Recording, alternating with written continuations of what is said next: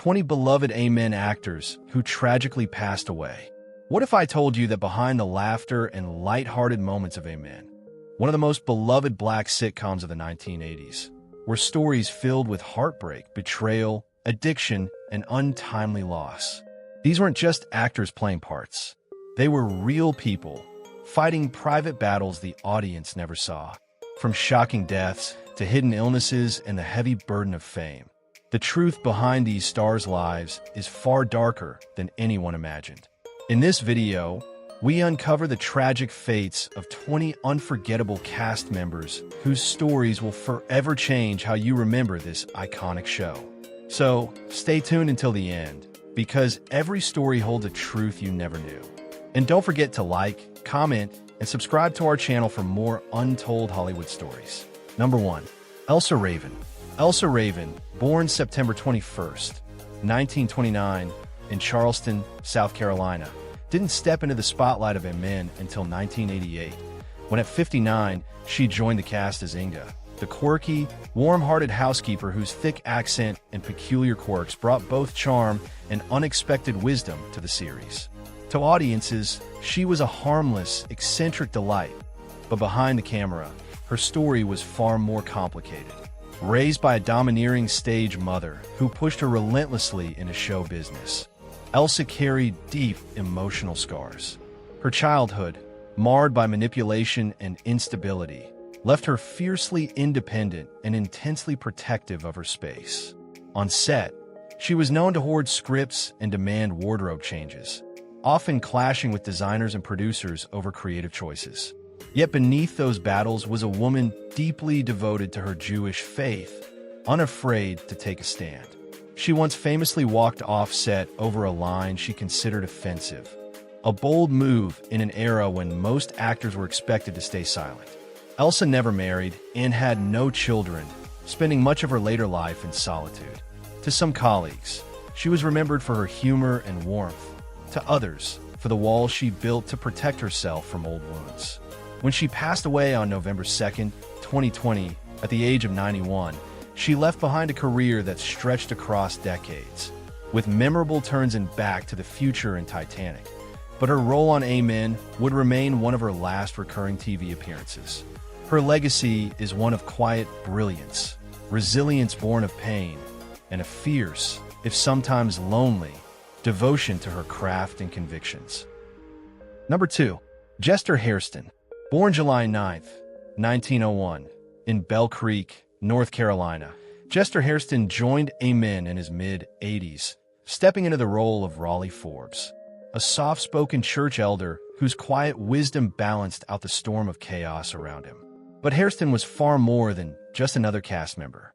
A classically trained musician, composer, and actor, he carried with him a lifetime of triumphs and disappointments that gave his performance depth and dignity. What many viewers never realized was that Hairston himself had written the show's theme song, Amen, the very heartbeat of the series and its signature sound. Beyond Hollywood, he devoted decades to preserving African-American spirituals, tirelessly protecting a cultural legacy that might have been forgotten without his scholarship. Yet, despite his education and artistic mastery, Hollywood often reduced him to stereotypes. African villagers, butlers, silent background characters. He rarely spoke publicly about the racism he faced, but those close to him knew he carried years of quiet frustration. Time and again, he was overlooked for roles he helped shape and denied the recognition he deserved. In his later years, Hairston lived mostly alone, separated from some family members, yet still surrounded by the music he loved until the very end. On January 18, 2000, he passed away peacefully at the extraordinary age of 98. He left behind no scandals, only bittersweet truths. Jester Hairston's presence on Amen was more than acting. He was a living bridge to a history of black artistry, resilience, and perseverance. A man whose legacy remains towering, even if the industry never fully honored him. Number 3. Rosetta Lenore. Born on August 8, 1911, in New York City, Rosetta Lenore carried a presence that was both formidable and tender. To audiences of the sitcom Amen, She was unforgettable as Leola Henderson Forbes, the wise, loving matriarch who radiated dignity, compassion, and quiet strength. Starting the role in 1987 at the age of 75, she embodied the heart of the church family on screen. But away from the cameras, her story was far more complex. As a child, Rosetta battled rickets, a disease that left her in leg braces for much of her youth. Instead of allowing it to define her, she fought her way into the world of theater and became a trailblazer. In 1968, she founded the AAS Repertory Theater, one of America's first multicultural theater companies, and her relentless fight for inclusive casting earned her the National Medal of Arts in 1999. Still, the triumphs came with pain. Her marriage ended in heartbreak, and her only son struggled with addiction, leaving their relationship strained and distant. Within the theater community, Rosetta was both admired and feared. Her determination inspired young performers, but some later accused her of favoritism and even manipulation, painting her as a gatekeeper as much as a mentor. Rosetta Lenore passed away on March 17, 2002, at the age of 90 from complications of diabetes. Though her later years were clouded by loneliness and fading recognition, her legacy is undeniable. She broke barriers, redefined opportunity for countless Black performers, and carved a path in American culture that still resonates today. Behind the applause and accolades was a woman of fierce ambition and quiet pain, yet one whose impact remains timeless. Number 4. Franklin Seals. Born on July 15, 1952, in St. Vincent and the Grenadines, Franklin Seals was destined to shine. He lit up television screens as the smooth-talking Lorenzo Hollingsworth on Amen, joining the cast at just 34 years old in 1986. With his dapper style, razor-sharp wit, and magnetic charm, Lorenzo quickly became a fan favorite. But behind that effortless charisma lay a far more painful truth, one shaped by displacement, stigma, and a silent battle with a deadly illness. Seals was no ordinary actor, a Juilliard-trained performer, one of the very few Black Caribbean talents to graduate from the elite institution in the 1970s. He carried both promise and pride. His early success on Silver Spoons earned critical praise, but Hollywood's typecasting machine soon confined him to shallow, flamboyant roles that failed to honor his depth. Openly gay among close friends, but never to the public, Seals faced the crushing weight of both racial and sexual discrimination in an industry notorious for its unforgiving standards. Then came the diagnosis. In the late 1980s, Seals learned he had AIDS. Consumed by the shame instilled in him through his strict Pentecostal upbringing, he hid the illness, even from many who loved him. He refused treatment, withdrew from the spotlight, and, as opportunities disappeared, he sank into financial and emotional hardship. His health declined rapidly. On May 14, 1990, Franklin Seals passed away at just 37 years old from AIDS-related complications. His death went largely unnoticed by mainstream press, a heartbreaking reminder of how quickly Hollywood forgets those who don't fit its narrow mold. Though his time on Amen was brief, Seals left an indelible mark, a performer of rare charm, brilliance, and vulnerability.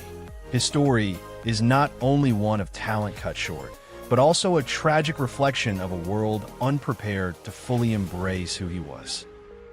Number 5. LaWanda Page. LaWanda Page, born October 19, 1920, in Cleveland, Ohio, was a force of nature, fiery, unapologetic, and unforgettable. In 1991, at 71 years old, she appeared as Darla on Amen, bringing the same sharp edge and no-nonsense wit that defined her entire career. Much like Page herself, her character refused to bow to social niceties. Bold, brash, and overflowing with energy, she broke every mold. To millions, she was Aunt Esther on Sanford and Son, the Bible-thumping, quick-tongued queen of one-liners who became a household name. But behind that role was a trailblazer with a turbulent past and a will of steel. Before she hit mainstream television, Page built her reputation on the underground Black comedy circuit. where she delivered raw, raunchy, and razor-sharp routines that skewered religion, sex, and power with fearless precision. Her road was anything but easy. In her early years, she worked dangerous gigs as a fire eater in traveling sideshows and performed in segregated clubs where survival meant toughness. Those scars shaped her, battle-hardened, defiant, and unwilling to compromise. That fire carried into every role she ever played. Off camera, she was just as uncompromising. Paige demanded rewrites, clashed with producers, and was known to show up on set with a flask and marijuana in hand. Network executives saw her as difficult. Fans saw her as authentic, a living symbol of resistance. Her personal life was just as stormy, marked by failed marriages and long estrangements from friends and family. On September 14, 2002, LaWanda Page passed away from complications of diabetes at the age of 81. Yet her legacy endures. She wasn't just a comedian. She was a survivor who refused to be silenced.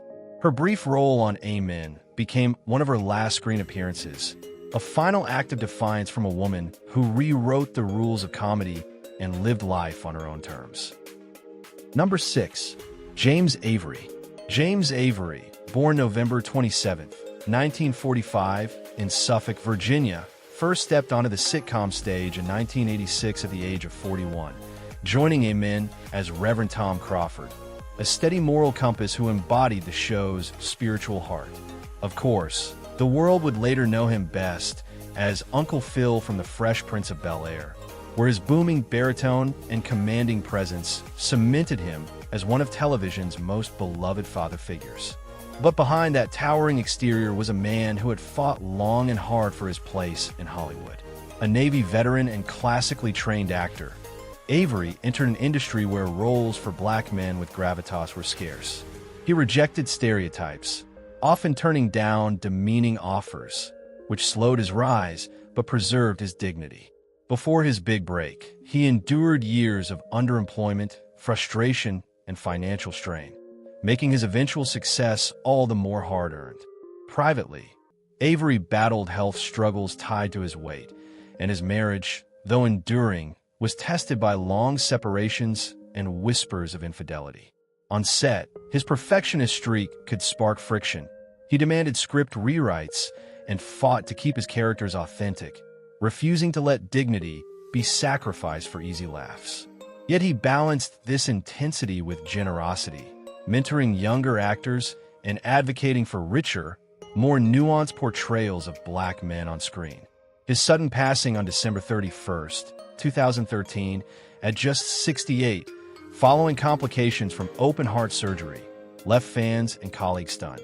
Though he left no children, Avery's cultural legacy remains profound, defined by authority, compassion, and uncompromising professionalism. On Amen, he gave Reverend Crawford the same patience and gravitas that grounded the show's moral center. And beyond the spotlight, James Avery lived as a man often wrestling with a world that underestimated him.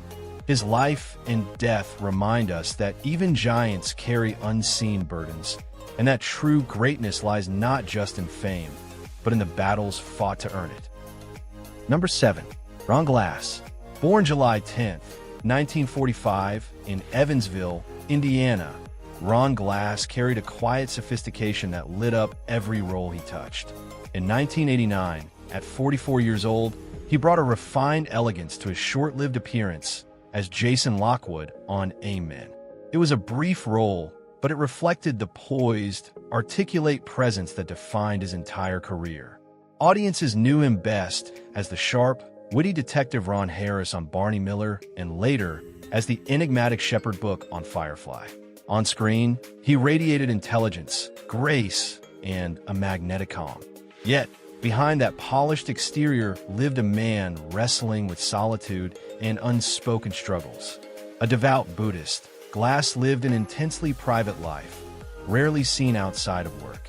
He never married, never publicly addressed his sexuality, and carried himself with a kind of dignified silence. Within Hollywood, quiet whispers hinted at discreet romances, some possibly with younger protégés, but Glass never confirmed nor denied them. His career, though respected, was often stifled by typecasting. After Barney Miller, offers for meaningful, complex roles dwindled, leaving him disillusioned. Former co-stars remembered him as distant, guarded, and difficult to reach emotionally.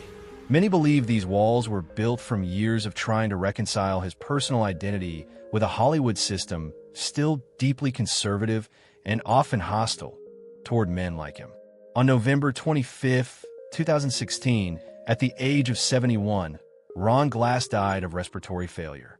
He left no spouse, no children, and few traces of the private life he so carefully guarded. His funeral, quiet and understated, matched the life of a man who kept so much hidden. Ron Glass will always be remembered for the charisma he gave us on screen, but his true story carries a bittersweet weight. A gifted actor celebrated by millions, yet too often misunderstood and ultimately emotionally adrift. Number 8. Richard Foringey. Born on August 3, 1937, in Brooklyn, New York, Richard Foringey wasn't just another character actor. He was the real deal. When he stepped into the role of C.J. Wiggins on Amen in 1987 at the age of 50, audiences saw more than just a performance. They saw a man who had lived that hard-edged life. With rugged charm and a hustler's swagger, Foringey was perfectly believable as a streetwise schemer, because before Hollywood, that's exactly who he was. Long before the cameras rolled, he had served time in Sing Sing and Attica for armed robbery and even worked as a mob enforcer. His transformation from real-life criminal to on-screen villain made him both fascinating and controversial. After prison, he claimed he turned his life around, diving into acting classes and using his gritty past as fuel for roles in Midnight Run, Carlito's Way, and countless crime dramas. But not everyone bought the redemption story. Directors and crew whispered about his volatile moods and intimidating presence. Some colleagues avoided him altogether, citing confrontational behavior and behind-the-scenes manipulation. His self-published memoir, packed with sensational tales, was met with skepticism. Reviewers questioned just how much was true and how much was embellished. Meanwhile, rumors swirled that he still kept quiet ties to underworld figures, blurring the line between fact and fiction. Despite the shadows that followed him, Foringey carved out a niche as one of Hollywood's most authentic tough guys, an actor who didn't just play gangsters and crooked cops, but embodied them. He passed away on May 19, 2024, at the age of 86 from natural causes. In his final years, he lived far from the spotlight, yet his name still resurfaces whenever Hollywood discusses actors with real-life criminal pasts. Richard Foringey's life remains a paradox, a story of reinvention wrapped in contradiction, a cautionary tale about redemption, risk, and the unanswered question of whether a man can ever truly leave his past behind. Number 9. John Hancock. Born on March 4, 1941, in Hazen, Arkansas, John Hancock carried a quiet power that lit up every role he touched. Audiences remember him most as Marshall Whitaker in Amen, where starting in 1986, at age 45, his booming baritone and commanding presence brought dignity and authority to the screen. Hancock had the rare gift of embodying leadership and reverence, slipping seamlessly into roles of strength and stoicism. But behind that confident exterior was a man wrestling with shadows most never knew existed. Trained in classical theater and blessed with a voice made for Shakespearean tragedy, Hancock should have had endless opportunities to showcase his depth.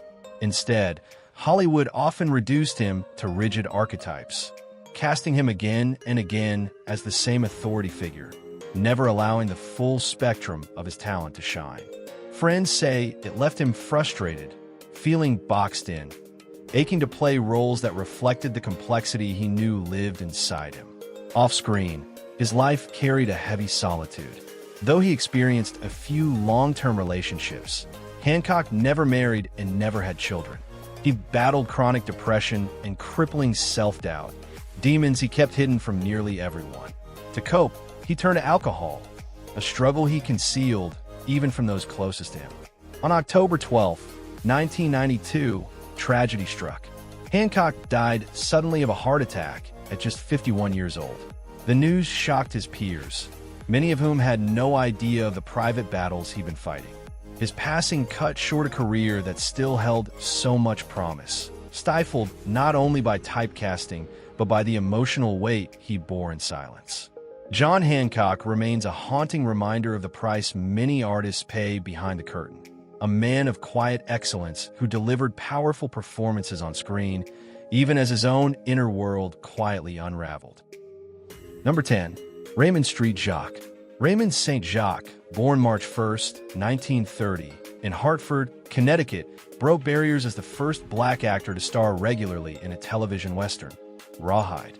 Decades later, in 1986, audiences saw him embody Jason Adderley in Amen at age 56, a role that mirrored his own sharp intelligence and composed presence. But St. Jacques' impact went far beyond the screen. He was a relentless advocate for racial equity in Hollywood, and his outspokenness often came with a price. Educated at Yale in the actor's studio, he was not just an actor, but a director, writer, and intellectual who refused to bow to stereotypes or play submissive roles. That refusal made him controversial.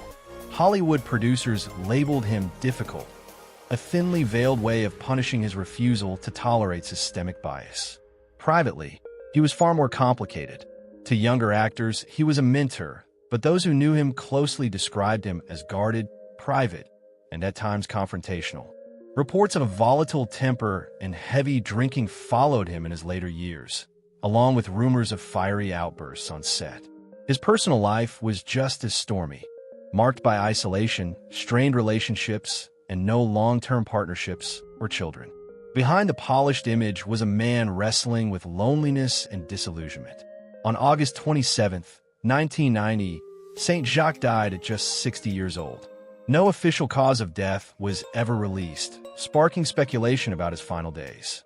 His passing ended a career as brilliant as it was turbulent.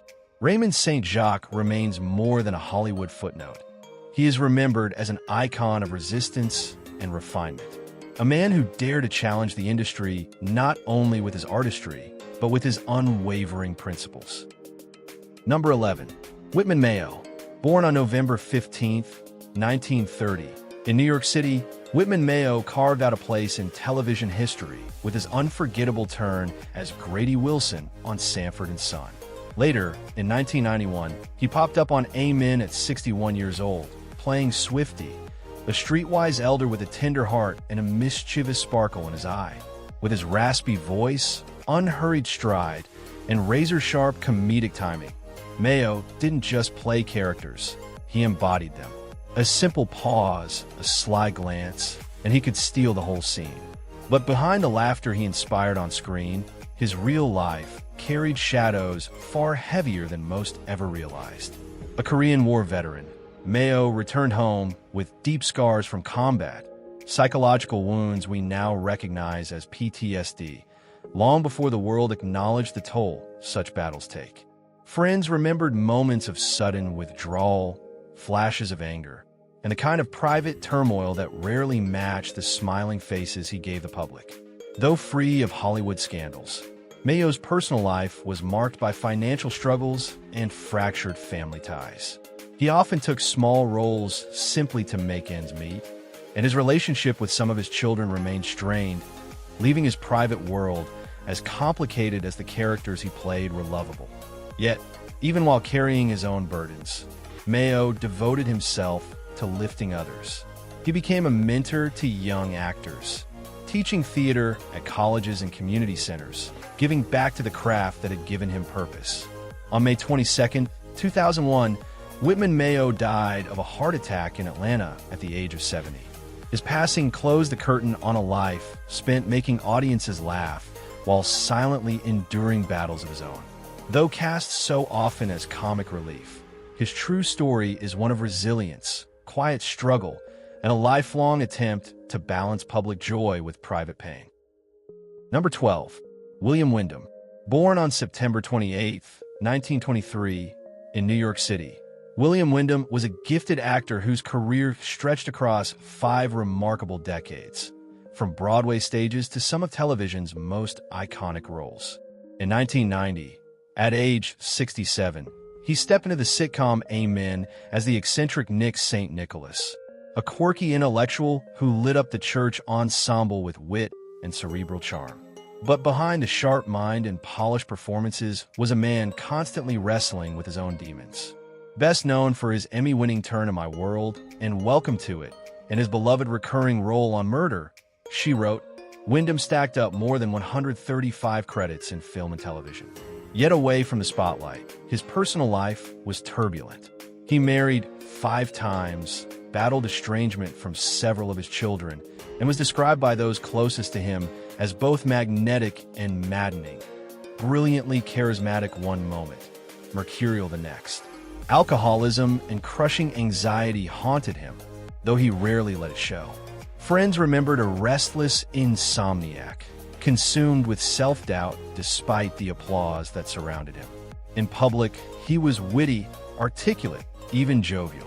But in private, an undercurrent of loneliness and regret often seeped through, a shadow he could never quite outrun. On August 16, 2012, Wyndham passed away at the age of 88 from congestive heart failure. Though his career was long and celebrated, the final chapters of his life carried the weight of fractured relationships and a heavy toll of perfectionism and artistic obsession. His brief appearance on Amen was just one layer in a complex legacy, an actor defined by intellect, eccentricity, and a restless spirit that never truly found peace. Number 13. Richard Roundtree.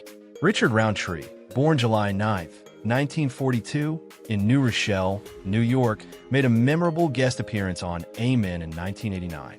At 47, he stepped into the role of Sergeant Burke, a calm, commanding figure who embodied justice and order. Though his screen time was brief, his presence was undeniable. By then, Roundtree had already secured his place in cinematic history as the groundbreaking star of Shaft, 1971. The very first black action hero who smashed racial barriers and redefined black masculinity on screen. But behind that tough, trailblazing persona was a man wrestling with deep personal struggles. Fame brought him both admiration and isolation. After Shaft, Roundtree found himself typecast, boxed into the same tough guy roles, his broader acting talents overshadowed by a single iconic performance. He longed to reinvent himself, but Hollywood rarely offered the chance. His private life mirrored that turbulence. 2 marriages collapsed amid emotional distance and rumors of infidelity. Though he was the father of 5 children, reports suggest estrangement clouded some of those relationships, especially when financial disputes and inheritance battles came into play. Health challenges added another layer to his journey. In 1993, Roundtree faced an almost unthinkable diagnosis for a man: breast cancer. He endured a double mastectomy and survived, but the ordeal left him with a vulnerability that stood in stark contrast to his indestructible screen image. On October 24, 2023, at the age of 81, Richard Roundtree lost his battle with pancreatic cancer. His legacy as a barrier-breaking icon is untouchable, but his story also carries a haunting human truth. Behind the legend was a man who struggled with fractured relationships, career frustrations, and health battles that few ever saw. That complexity, equal parts strength and suffering, is what makes his legacy not only iconic, but unforgettable. Number 14. Earl Boen. Born on August 8, 1941, in Pueblo, Colorado, Earl Boen stepped into the sitcom Amen in 1988 at age 47, portraying the stern and no-nonsense Dr. Carter, a role that perfectly matched the tough, commanding presence he often carried on screen. Most audiences, however, remember him as the unforgettable Dr. Silberman in the Terminator films. But Boen was far more than just a familiar face in Hollywood.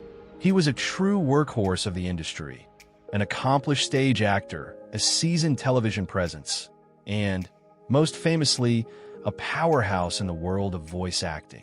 With his deep, authoritative tone, he became one of the most sought-after voices in animation and video games, a talent whose sound was instantly recognizable across generations. Behind that commanding voice, though, was a man locked in private battles. A self-described perfectionist, Bowen was admired for his precision, but also notorious for being difficult to satisfy. Directors sometimes butted heads with him, while younger colleagues found his exacting standards intimidating. Away from the spotlight, he struggled quietly with anxiety, obsessive tendencies, and the kind of inner restlessness that strained relationships and left him isolated. His greatest weakness was also a lifelong burden: cigarettes. The habit eventually gave way to the lung cancer that would claim his life. Even after retiring from on-camera acting in 2003, Bowen refused to fade into the background. He kept lending his voice to countless animated worlds and video games until 2017, pushing forward with a relentless drive to stay relevant and to keep creating, even as his health declined. On January 5, 2023, Earl Bowen passed away at the age of 81 after a quiet, hard-fought battle with lung cancer. He left behind a mountain of work, roles that touched theatergoers, TV audiences, gamers, and film fans alike. Yet, little is known about the man behind the microphone, the private struggles he carried, or the personal relationships he kept hidden from the public eye. Earl Bowen's story is one of discipline, talent, and silent struggle. His voice continues to echo across generations, a lasting reminder of a man who gave everything to his craft while quietly bearing burdens few ever knew. Number 15. John Witherspoon. John Witherspoon, born January 27, 1942, in Detroit, Michigan, didn't find fame overnight, but when it came, he owned it. By the time he joined him in 1988, at age 46, playing the sharp-tongued, sarcastic bailiff, audiences were already falling for his one-of-a-kind style. With his bug-eyed expressions, wild delivery, and offbeat humor, Witherspoon became a comedic legend, cementing his place in cult classics like Friday and TV hits such as the Wayans Brothers. To fans, he was pure joy, an endless stream of laughs and quirky characters. But behind the curtain was a man shaped by shadows. Growing up in a large working-class family in Detroit, Witherspoon's childhood was marked by financial hardship and strained family ties. Comedy became his escape, first through stand-up, then through film and television. He built a reputation as Hollywood's clean, scandal-free funny man. Yet those closest to him knew a more complicated truth. Witherspoon battled chronic health problems, undiagnosed heart issues, diabetes, and often pushed himself to the brink. Colleagues described flashes of irritability and emotional distance during grueling shoots. He masked exhaustion, anxiety, and bouts of depression with relentless work and his trademark humor. Financial pressures and a perfectionist drive kept him going long after his body told him to stop. Though his marriage endured, fame and overwork quietly strained his closest relationships. On October 29, 2019, tragedy struck. At 77, John Witherspoon died suddenly of a heart attack brought on by coronary artery disease. For the comedy world, it was a gut punch. He had shown no signs of slowing down. His death was shocking not only because it was sudden, but because he seemed unstoppable. Behind every laugh Witherspoon gave the world was a man haunted by struggle, driven by the need to succeed, and carrying a past few ever saw. His legacy reminds us that sometimes the funniest people hide the deepest pain. Number 16. Fran Bennett. Fran Bennett, born August 14, 1937, in Malvern, Arkansas, carried herself with the quiet power of a woman born to command stage. When she stepped into the role of Judge Walters on Amen in 1987 at age 50, her presence was undeniable. Cool authority, razor-sharp intellect, and a voice that seemed to echo from the very walls of theater history. A classically trained actress and lifelong devotee to the stage, Bennett was more than a performer. She was a mentor, a guide, and a beacon for generations of young actors. Her booming voice and graceful poise masked a life shaped as much by solitude as by success. For decades, she poured her energy into academia and theater, serving as a respected faculty member at CalArts, where she molded countless rising stars. But while her professional life shone bright, her personal story was marked by quiet sorrow. She never married, and whispers of estrangement from family members added a tinge of melancholy to her legacy. Friends described her as deeply private, fiercely protective of her emotional world, and sometimes weighed down by the silent battles of depression and sacrifice. For Bennett, art was not just a career, it was a calling, one she chose even at the cost of personal fulfillment. In her later years, she endured financial strain, taking on smaller roles and voice work to stay afloat. Yet, even under those pressures, she never abandoned her craft. She continued to teach, to perform, to give, right up until her final curtain. On September 12, 2021, Fran Bennett passed away quietly in Los Angeles at the age of 84. The cause of her death was never revealed, leaving her colleagues and admirers to reflect somberly on a life lived with fierce dignity. To the world, she will always be remembered as a woman of brilliance and strength. But behind the curtain, her story was one of discipline, endurance, and the steep cost of choosing art over everything else.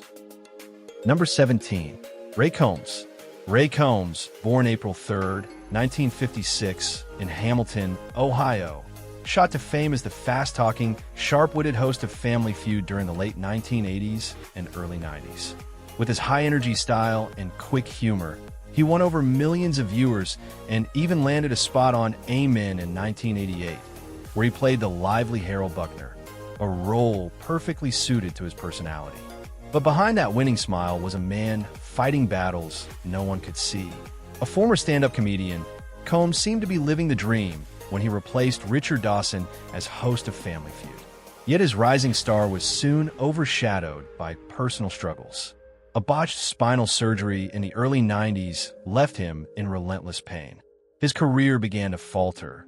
His finances crumbled until bankruptcy loomed. And at home, his marriage unraveled under accusations of infidelity and verbal abuse, leaving him estranged from his wife and 6 children. By the mid-1990s, the man who once lit up television screens had faded into obscurity. Addiction to prescription painkillers and alcohol took hold, while industry insiders whispered about his erratic and unreliable behavior. On June 2, 1996, at just 40 years old, Ray Combs tragically died by suicide inside a psychiatric facility. His shocking death left fans reeling and revealed the dark side of fame. How the same spotlight that once promised glory could cast devastating shadows. Ray Combs' story remains one of television's most heartbreaking cautionary tales, a reminder of the heavy cost hidden behind the applause. Number 18. Eric Christmas. Eric Christmas, born March 19, 1916, in London, England, carved out a reputation as a master character actor, eccentric, sharp, and unforgettable. In 1989, at age 73, he charmed audiences on Amen as Reverend Dittamore, a quirky clergyman whose gentle humor made him instantly memorable. But behind the laugh lines and polished performances was a man carrying a lifetime of private sorrow. Christmas's career was long and varied, stretching from Shakespearean stages to cult classics like Porky's. With his dignified British accent and expressive features, he excelled at playing intellectuals, clergymen, and oddballs, roles that showcased both wit and warmth. Yet off-screen, his life was shadowed by devastating personal losses, first his beloved wife and later his only child. Friends recalled that he never fully healed from those tragedies, withdrawing into solitude even as he continued to mentor younger actors. Known for his professionalism, he also had a fiery streak.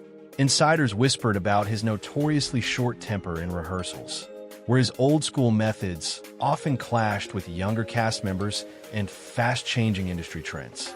Age and failing health added to his struggles. Chronic mobility issues and respiratory problems gradually sapped his energy, making his appearances fewer and farther between. On July 22, 2000, Eric Christmas passed away at 84 from natural causes. Though he never became a household name, his peers respected him for his consistency discipline, and quiet excellence. His role on Amen may have been small, but like the man himself, it carried a gentle dignity, masking deep pain with grace, humor, and professionalism. Number 19. Richard Rote. Born July 3, 1933, in Hartford, Connecticut, Richard Rote became one of those faces audiences knew, even if they couldn't always place his name. By 1988, at 55 years old, he was portraying Michael Stevens, just one of more than 135 roles that filled his remarkable career. Rote was the definition of a consummate character actor, polished, dependable, and versatile. He wasn't the flashiest man on screen, but he was essential, the kind of actor who made every scene stronger simply by being in it. Over the decades, viewers saw him in Seinfeld, Friends, Dallas, and Murder, She Wrote. Inside the industry, he earned quiet respect, but to the wider public, he remained largely anonymous. Friends described him as witty, intelligent, and meticulous, but also intensely private. Beneath that steady exterior, Rote wrestled with lifelong anxiety, a battle he carried in silence while projecting professionalism on set. His personal life carried its own storms. Though married, his relationship weathered long stretches of distance, strained further by a gambling addiction that haunted him for years. Financial pressures shadowed his later life, pushing him to keep taking smaller roles well past the age when most would have retired. He was never surrounded by scandal, but colleagues whispered of clashes with producers, as Rote longed for deeper artistic influence that never quite came. On August 5, 2022, Richard Rote passed away from a heart attack at the age of 89. He left behind no children, and his death came quietly, much like the overlooked grace with which he lived. Yet his legacy endures, not in loud headlines or red carpet moments, but in the subtle brilliance he brought to every role. A man who gave his craft everything, even when the world didn't give him enough credit in return. Number 20. Moses Gunn. Moses Gunn, born October 2, 1929, in St. Louis, Missouri, carried a presence that could fill any stage or screen. In Amen, he appeared in 1989 at age 60 as Benjamin Tillman, a wise, authoritative figure whose voice, poise, and piercing gaze revealed the soul of a classically trained actor. But behind the regal bearing of this veteran performer was a man living a far more turbulent story. A graduate of the University of Kansas and a founding member of the prestigious Negro Ensemble Company, Gunn became a towering figure in American theater. He earned a Tony nomination for The Poison Tree and left audiences breathless in Shakespearean roles like Othello and King Lear. Yet Hollywood rarely gave him the same respect. Instead, he was too often typecast as stern patriarchs, African leaders, or hardened authority figures, roles that never captured the depth of his artistry. Offstage, Gunn wrestled with a fiery temper that strained his relationships. Though he mentored younger black actors with generosity, those closest to him described a man whose intensity could just as quickly explode into rage. His marriage eventually crumbled into painful estrangement, marked by emotional volatility and fractured ties with his children. In his later years, chronic asthma robbed him not only of his health but of opportunities. Producers grew wary of the risks, pushing him into an unwanted semi-retirement. For Gunn, it was a bitter reminder that an industry he had given so much to had rarely given him the full recognition he deserved. On December 16, 1993, at just 64 years old, Moses Gunn died from complications of asthma. His passing silenced one of the most gifted stage actors of his generation, a man whose legacy was built on brilliance, but whose personal journey was scarred by frustration, solitude, and regret. Moses Gunn remains both a symbol of classical excellence and a reminder of the emotional cost of demanding respect as a black actor in an unequal world. And as we look back on the unforgettable stars of Amen, one truth becomes clear. Behind every laugh track was a personal story of struggle, sacrifice, and resilience. Their talents shaped a generation, but their pain was too often unseen. So we ask you, Did Hollywood do enough to honor their legacies while they lived? Or were these legends celebrated only after their light had faded? Share your thoughts in the comments. And if you believe in preserving the truth behind Black excellence, don't forget to like this video, subscribe, and stay with us here on Black Hollywood Legends.